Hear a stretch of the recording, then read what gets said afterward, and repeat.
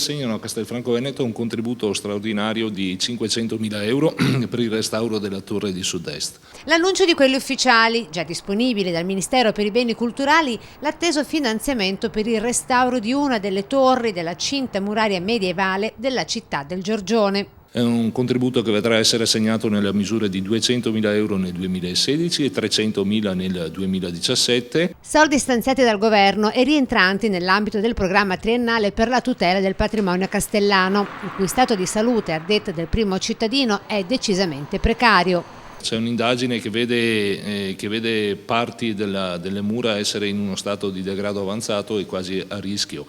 A tal proposito noi abbiamo comunque destinato una parte dell'avanzo di amministrazione al restauro della torre di nord-ovest, che è quella un po' più messa male. Da un'indagine che c'è evidenzia delle infiltrazioni di umidità piuttosto importanti, e quindi 600.000 li mettiamo noi come comune, 500.000 arrivano dal Ministero e andranno alla sovrintendenza, perché la sovrintendenza curerà il restauro di quella torre.